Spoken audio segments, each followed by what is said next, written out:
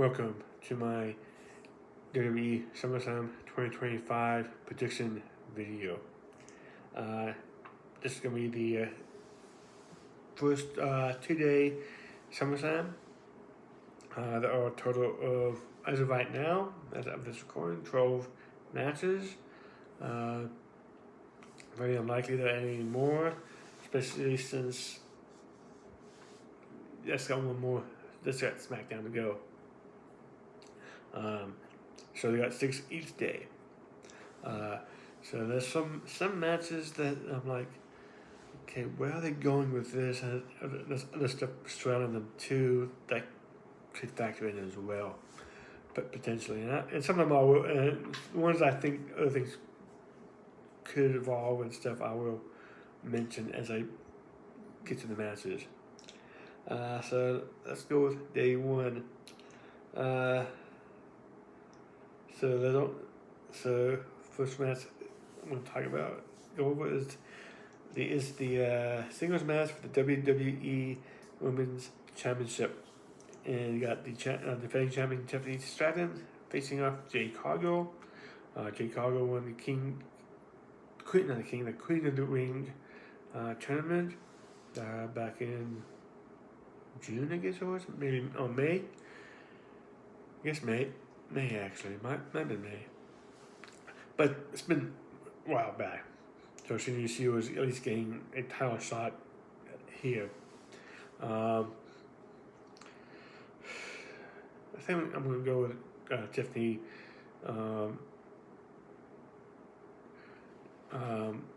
retaining. Because to be quite honest, neither of them should be women's champion. Jade Cargill is getting better, but I don't think she's at the point to be where she should be champion. Same thing with Tiffany Stratton.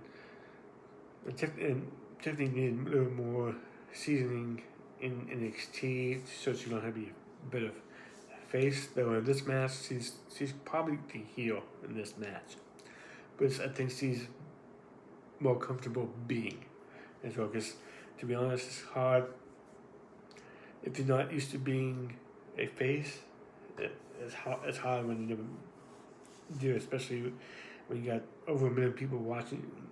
Well, that's in the United States, over 1 million people. So you got several million people watching it at one time, and every week you're in performing live in front of 6,000-7,000 people at minimum. And SummerSlam, you're gonna have close to 50,000 people at the stadium. So, but yeah, I think I know a lot of people are picking Jade Cargill, but I think this makes sense. Don't get me wrong, but I can see Tiffany retaining because to be honest, I could see. I haven't heard this from anyone else. This is my own thing that you're gonna see maybe Bianca get involved in this match at some point and stuff. And we're gonna find out that Bianca was also involved with taking it out as well. But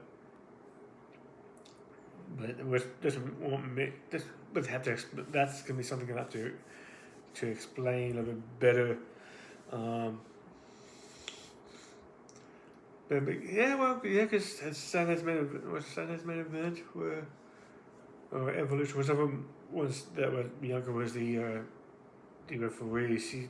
Jade did win that, so it's not like she was favoring Jade.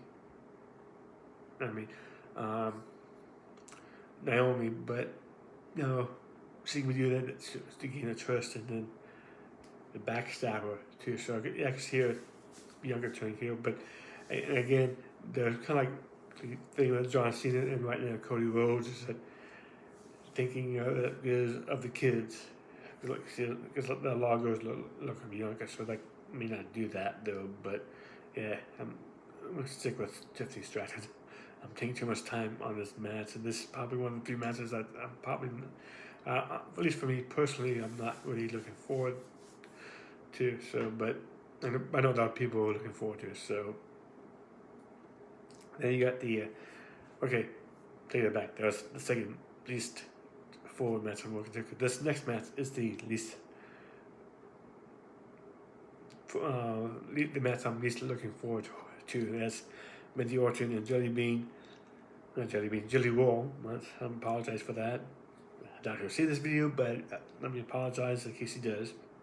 Taking on Drew McIntyre and Logan Paul. And yes, Drew McIntyre is back in the States, from what I've heard. So, as you, some of you may not have heard this. Apparently, he and his wife were in Scotland for one of Drew McIntyre's wedding, and when he and his wife went to the airport to come back to the States, he couldn't get on, supposedly because, well, Scotland's part of Britain, so he has British passport, but because I guess he's a I don't think he's an American citizen, but he's an American resident because he lives here in the States, working obviously for the WWE. They want him back in. But this does raise a couple of questions. First one is, when he went to Great Britain, to Scotland, how was he able to get into the country using his British passport? And the second one, has he had used it before, especially since he became an official resident of the United States too? So that's something fishy going on there. And he went out to Twitter and blame Jelly Roll for that. So, but yes, he's back in the country. And now let's go to my prediction. Jelly Roll and Randy Orton are going to win. Very rarely do they have a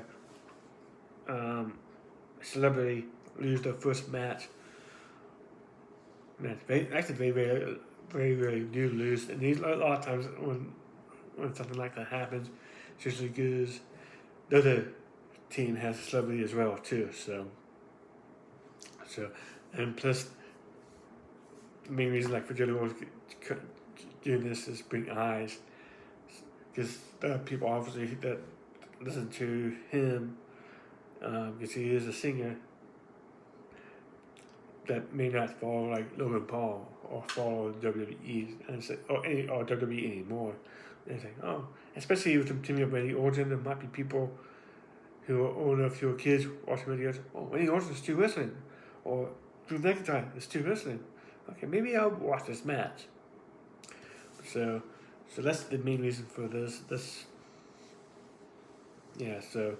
But again, it's going to be Orton and Jelly Roll should win this match. We got the Women's Tag Team Championship.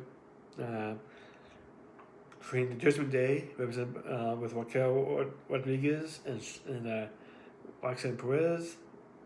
The other champs, taking on Charlotte Flair and Alexa Bliss. I do believe Bliss and Flair are going to win this match. I can see them. I can see this winning it back at some point, maybe right before Liv Morgan gets healthy again. But she just had surgery, so it's been a couple months since she injured her shoulder, and she just had surgery. So I'm not sure when she's back. Probably will be probably early next year, I suspect. So at some point they're going to have to drop the titles, I suspect. So I think this is probably as good a place to do it. They could easily have a rematch at Clash of Paris. I think that's called Clash of Paris, or whatever they're calling that one in Paris at the end of August. They can easily win it back. I mean, and that's another possibility what I'll bring up when I get to that match too. that they can do too, because like Judgment Day will be heroes, and this duo will be heroes as well. Then you got Sami Zayn versus Karrion Kross. If Kross wins, Zayn has to say the words "Kross was right." If Zayn wins, Kross must say "I was wrong," and well, he was wrong about Sami Zayn. Now, one thing before I go into my prediction, if Kross wins, does not mean he resigned. If Kross loses, does not mean he's leaving.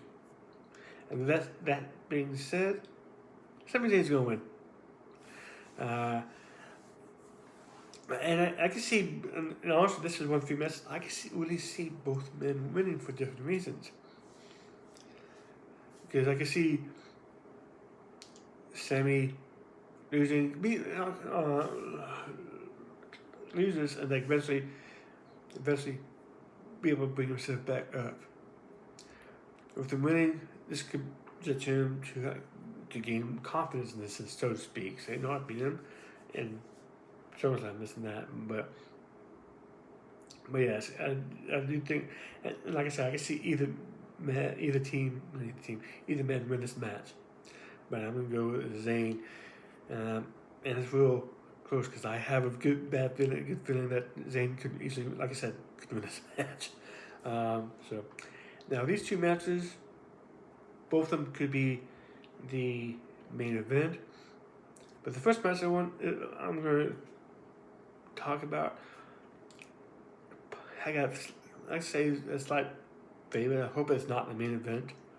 And it's Roman Reigns and Jey Uso versus Braun Breaker and Bronson Reed. And that's another one. I can see both teams winning it because it is Roman and Jey Uso. But Braun and Bronson probably could use the win, especially whether or not.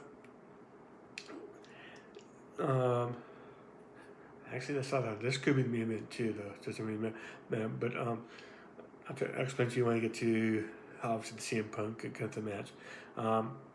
Too, because. Yeah. Okay, let me go to the Gunther CM Punk match first, then, actually, because I think Punk's going to win the match. Now the question is, does Seth Rollins cash in here? I think there's a good possibility. Possibly he's going to do one or two things. Well, actually, one of three things. Not cash in at all. Now, four things actually. Not cashing at all. Not cashing at all, but his music starts distracting Punk, giving Gunther the victory, something that Gunther does not like. And that's going to set the wrong tone because he's supposed to be, Seth Rollins is supposed to be a heel, Gunther's supposed to be a heel, so he's not going to do something like that. I think that might affect Gunther, and it's like people might be cheering Seth Rollins for that, which they don't want. But at the same time, they could boo him too because he didn't allow CM Punk to win. The third one obviously is Punk win, and then Seth really cashes on him, or make it a triple threat match. And that one, I think, is the least likely of the four scenarios because they just did that with Naomi at Evolution. So, but I do think, and a lot of it guys come down with not Punk is 100% healthy. I do, if he's healthy enough, well, so this will work better. But if Roman Reigns and Jey Uso versus the Bronson Reed and Braun Breaker is last, if he doesn't come out, this means he won't come out during the. That's what I was trying to allude to, during the tag team match with Uso and Reigns and Breaker and Reed. Now, he might just let it go, and not cash in on them on the match, but then come out during the tag match, especially if it goes last, to where he helps Bronson Reed and Braun Breaker win. And that match, I kind of want Braun Breaker and Bronson Reed to win because, like I said, I was trying to say before, 3 minutes ago, they need to win. So it's like one or two things with this match. If Roman and Jey Uso win, it's like, well, they need Seth Rollins to. Seth Rollins going to come back when he comes back and say, see, you don't need me to show you how to win these big matches. If they win without Rollins coming out, they can say, we don't need you anymore. So I'm going with Roman and Jey, and that's assuming that Seth Rollins doesn't come out during the match to kind of prove a point that they need him more than they think they do. Yes, he could talk a big game, but at the same time, he needs to show them the way in a sense. I think of Johnny Gargano and Candice LeRae and Indy Hot Rod just now in Austin Theory in NXT with the way, but yeah, showing the way how to kind of do their how to do. It's like there's some things that Paul Heyman can show them, obviously, but there's not a lot of stuff. But like I said, I do have a feeling. If he does show up and cash, I'm just set on this cash in. He's going to help, especially if the Reigns Uso versus Bronson and Reed and Braun Breaker match go last. Yeah, he'll be a pivotal person in that match as well. But I do think CM Punk will win the match. Regardless, unless there's a cash in. But it's like I'll be. But I do think he will come out during that match. And if he doesn't cash in, just try to help Gunther win the match, though, which I think might backfire. So so those two matches have too many variables going, like where do they want to go and stuff. So, but I'm going to try to stick to my thing. So, but I wasn't surprised if Gunther retains and if Braun Breaker and Bronson Reed win as well, too. But I weird feeling it's going to be the opposite. Now for night two. Night two, there were 6 matches as well, and all 6 matches are title matches. And so, one thing I was listening to something earlier talking about is that night 1 has, I think, 2 title matches. Yeah, they got three title matches. They got the WWE Women's Championship, the World Heavyweight Championship, and the Women's Tag Team Championship. But you got some really big names like CM Punk, Roman Reigns, Randy Orton, Jody Wall, even Drew McIntyre, Sammy, even Charlotte Flair, even. So they got some really big names on night 1. So they need as many title matches on night 1, even though some of them do involve the titles. So the first one is we go over, though, would be the latest match to be added to it on SmackDown, the 6-pack tables, ladders, and chairs match for the WWE Tag Team Championship. Before going to that, the first TLC match I saw in person was WrestleMania 17, and that was a 3-way. Now this match is a 6-pack, 6 teams. And if I thought that the one with the Dudley Boys, Edge and Christian, and the Hardy Boys was a car crash, this is gonna be worse. And that's including they had the likes of Lita and Rhino and Spike Dudley coming out during the match as well. I believe that was Rhino's debut. It might have been Spike Dudley. I want to say it was both Rhino's and Spike Dudley's debuts, but they may have had been out like a week or 2 earlier as well. But it was around their debuts if they hadn't already. Right after their debuts if they hadn't already. That's what I'm trying to say. But this is a car crash. So the teams you have are the champs, the Riot Six, of Dixon, the team of Dixon Loomis and Joe Gacy, taking on Andrade and Ray Phoenix. DIY, which is John Gargano and Tommaso Ciampa. Axiom, which is the team of Axiom and Nathan Fraser. Morrissey Machine Guns, which is Alex Shelley and Chris Sabin. And the Street Profits, Montez Ford and Enzo Dawkins. The team I don't think is going to win it is Axiom. Because that could be the surprise team of everyone, but I don't think they'll win it. The Riot Six that's got the title recently within the last 2-3 weeks. So the loser will be a very short title reign. I personally like to see Andrade and Ray Phoenix win it. And next to any of these teams, even Faction won my team winning the match. To tell you the truth. But like I said, I can't see Faction winning them right now. I think they will at some point. If I was going to put money, guess I'm going to go with. I'm going to give Todd on Riot 6 on this match. Because the reason I'm positive is I'm going to win with Andrade and Ray Phoenix. Which I think might happen, but I think Riot 6 is going to. I think they might be going against the. I guess they're going against like Solo's crew at some point as well. Because you got, I think the first one of the tongue was just too hurt, but you got the other one, and they got I can't even think of his WWE name, but you got Hikuleo too as well. They could team up. So they get the Freebird rule type thing. But yeah, I'm going to go with Riot 6. Sicko's retaining the title.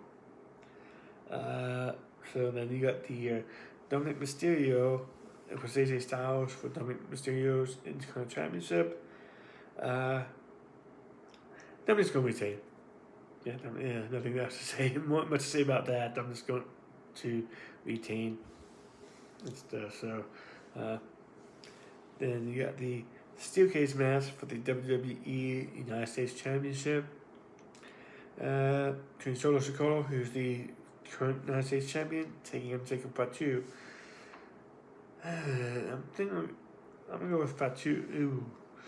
Because you got to think about whichever of the Tonga brothers is hurt. Depending on, I'm not sure how seriously hurt he is. Wait a minute, trying to think. He got hurt. Was he hurt in War Games or not? I'm trying to remember if he was hurt in War Games or not too, because I'm watching the reason back. He came back soon, so he might. Like I said, I'm not sure if he's coming back or not, but I can see Solo getting help from the other. Actually, of the three, because you got JC Mateo as well out there, so it's gonna be. But that's probably the reason why it's a steel cage. As of discipline, it hasn't really kept people out before, though. I'm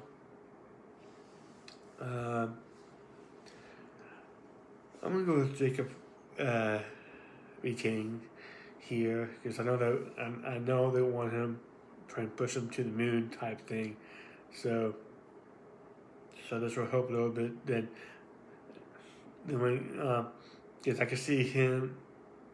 Maybe not Cena, but I can see if Cody turns heel when it becomes champ again, them two facing off for the WWE Championship.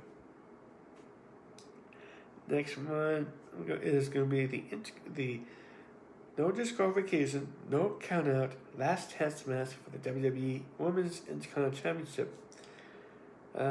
If Lynch wins, it is between Becky Lynch, who's the champ, and Lyra Valkyria.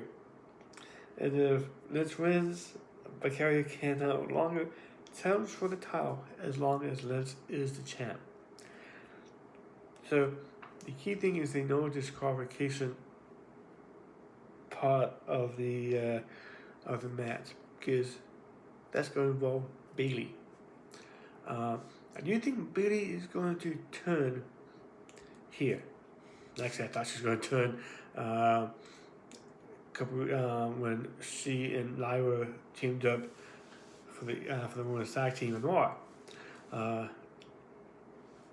you kind of see how she was reacting with Lyra when they talked about about the tag team match originally. Then with her comments on this past Monday. So I do believe. Okay, I'm gonna go out and say that Lyra is gonna win this match, and Bailey's gonna come and help her win the match, then turn on her after the match. Now I mentioned about Charlotte and Alexa Bliss winning. I think Becky and Bailey will team up. Now, people are saying, well, why would they team up after Bailey took her out?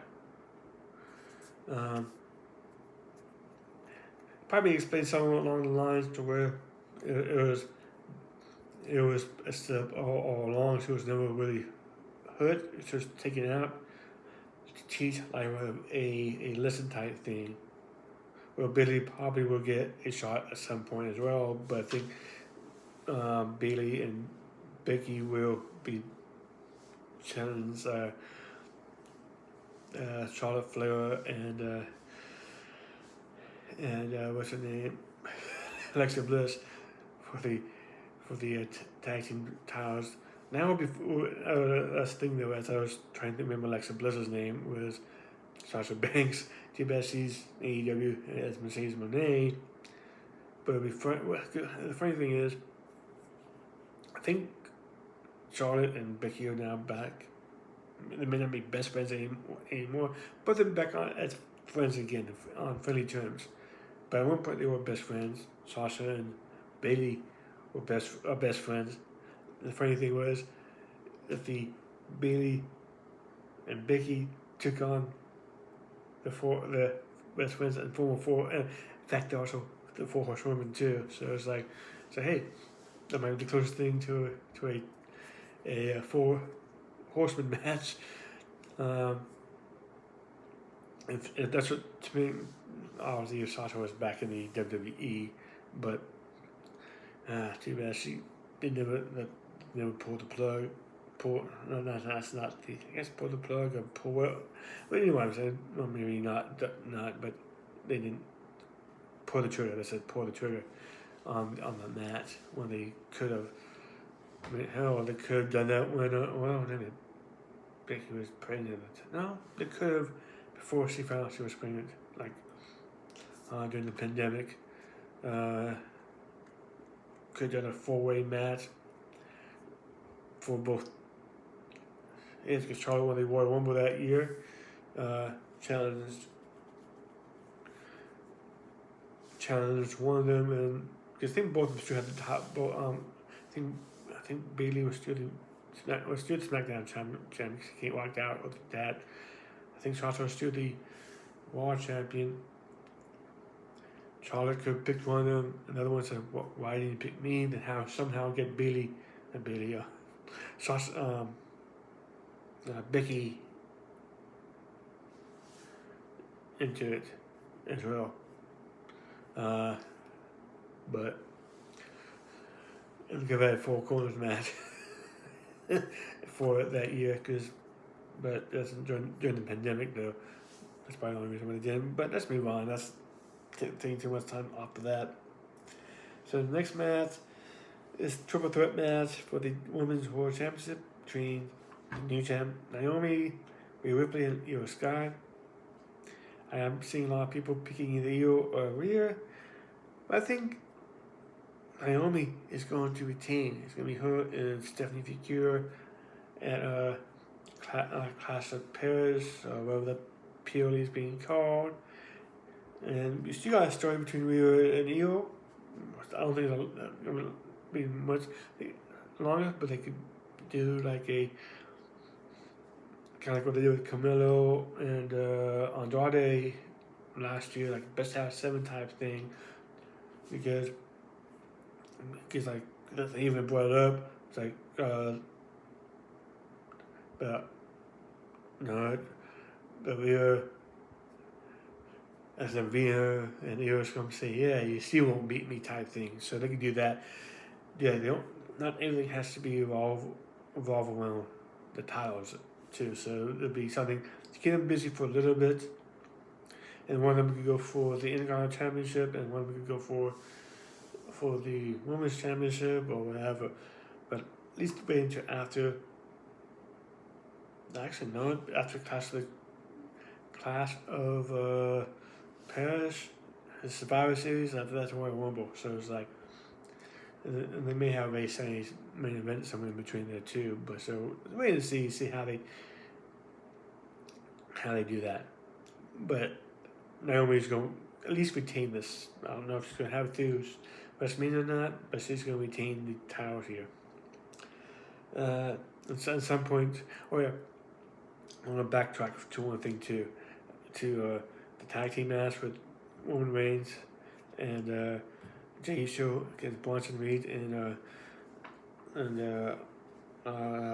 Bronson Reed and Braun Breakers. I think that should have been a 6-man tag because remember, Naomi's husband is Jimmy Uso, and Jimmy is obviously Jey Uso's twin brother. So I wouldn't be surprised if this was supposed to have been a 6-man tag, not necessarily traditional 4-man tag. So now you got but definitely is going to be no. And if the but's about the main event, and the triple threat match that's been could have been the main event for night 1 too. Either didn't have those 2 big time matches as well, so this could have been the main event on night 1 as well. The Naomi Rhea Ripley and Io Sky.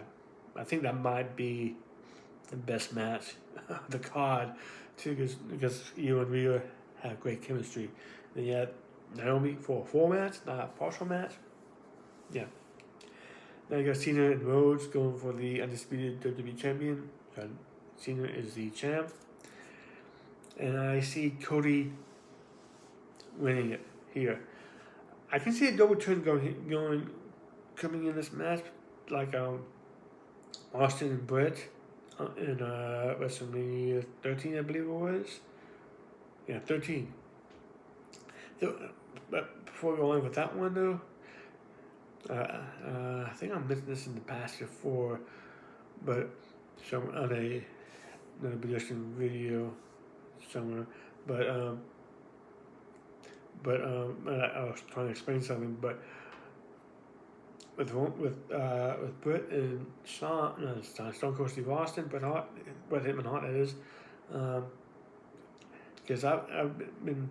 Well, I'm gonna stop right now because all these stuff's on Netflix, but I was going through like all the Raws, SmackDowns, pay-per-views and stuff, and so for about a month or 2 going into WrestleMania 14 or 13, I mean, yeah, 13. It was never 14. So that's when Austin won the beat Shawn Michaels was 14. So it's 13. Actually started right after the Royal Rumble that year, because that's the first Royal Rumble Stone Cold Steve Austin won. That's when he got eliminated. They came back in, eliminated Bret Hart. Bret Hart won the Fatal 4-Way, become the WWE champion, or WWF at the time. Lost the next time to Sid. But you can see him starting some subtle hints at that point, him starting to turn heel, him complaining about what happened with Stone Cold Steve Austin at the Royal Rumble. Then him losing the title the next night after he won it at the New Houseville 4-Way or Final 4, I think it was called, whatever that one was called. Then him thinking he should have been in the title match, obviously. Which was I think the original plan was Brett and Stone Cold, not Stone Cold, Brett and Sean was for that though. Um, so and like see, but this one you kind of see it, but I think you see it more with John Cena though, because they need the John Cena here face because it's not really sticking. And so I'm mentioning this, and it's like, what's like happening? And I've heard it again today, where it's like, part of the reason why people are not booing him is because he's like he was at the Fanatics Fest beginning of end of June, a month ago, and it's like he's signing autographs, he's taking pictures with fans, he's doing a promoting second season of Peacemaker. One problem I have with that is that it's like, so it's like if you're watching a TV show or a movie, and you have people who are the antagonist in the movie or TV show, they're doing promo work too. So it's like, so that's, I mean, the wrestlers are different, but at the same time, times like, yeah, you think the bad guys are always in it. But I can see that. I mean, see that too. Even though the actors and actresses are not always in character, because John Cena obviously when he's doing Peacemaker stuff, not technically in character. But I can see. I think this is the because if it doesn't happen, I mean, I do see Cody winning regardless, and if it doesn't happen here or happen at the Clash at Paris, or I think it's Clash at Paris maybe. I keep saying that, but I think that's actually is the name of it. I think it will happen there. I think they'll have a rematch. It's already advertised for that PLE. I think it's advertised for the SmackDown too. The Friday before. So, but if it doesn't happen here, it'll happen at the next PLE after this in Paris. I think so. So these are my predictions. Sorry, it's a little bit longer than most of my predictions, but it is what it is, I guess. But thank you for watching. Please like, share, subscribe, and have a good day.